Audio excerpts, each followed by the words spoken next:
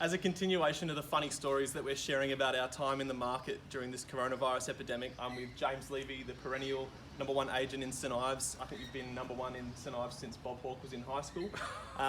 James is going to share with us today a funny story that happened to him over his years in real estate. So do you want to share, was it an open home or was it a... No, it was actually at a time when I was driving around and I noticed a home was having some work finished to it.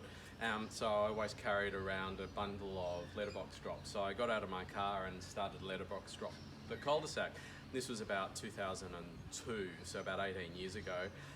I was busy letterbox dropping, and from the corner of my eye I could see my car door that I'd left open was moving.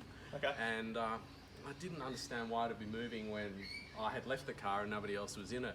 So I turned around and I proceeded to see my car slowly rolling down the hill as I was busy putting letterbox drops in the letterboxes. So you didn't react straight away? You saw it and you kept putting things into the... Well, I had to finish doing one because what if I'd missed that one and they were the ones that actually wanted to sell? Okay.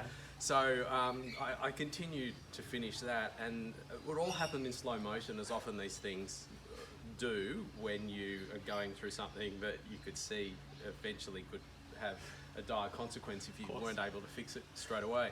So after putting the letterbox drop in the last letterbox, I then ran really quickly to the car, and I actually got in the car and was able to stop. I caught the car. Two things that happened though.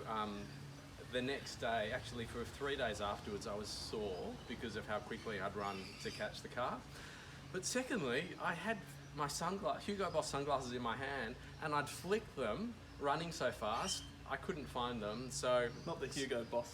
Yeah, I remember, see to this day. So it was going to be somebody's lucky discovery when they were busy gardening to find a pair of Hugo Boss sunglasses. I think the lucky discovery would have been the person who opened their windows at the same time that you were chasing your car down the road. The lucky discovery was me seeing the door, so I actually collected the car rather than seeing it in somebody's lounge room or in somebody else's car. So yeah, that's always been a story. And then there was another story a little bit quicker that we're at an open home in about 2004 with a colleague, and at that stage it was a very quiet market. So we were both standing on the driveway of the house because it was tenanted, and it was a land value property whereby it was just people who would have looked at it to rebuild. Sure. So we're standing at the drive, and for whatever reason, I mean, I'm not particularly coordinated the best of times, but I tripped over.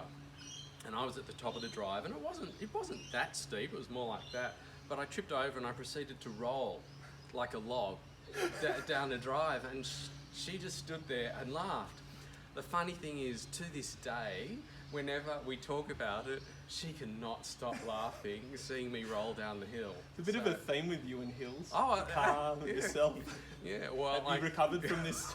Have you recovered from this over the years? Well, I have, because I haven't had to catch my car again, and I always put it in gear and put the handbrake on, so it's a good lesson to have. Might I note that we're currently at your house now in St Ives, which is dead level to the street. Yeah, that's a prerequisite now. Very good. Thanks, James. All right, we'll have some more of these coming to you shortly. Thanks a lot.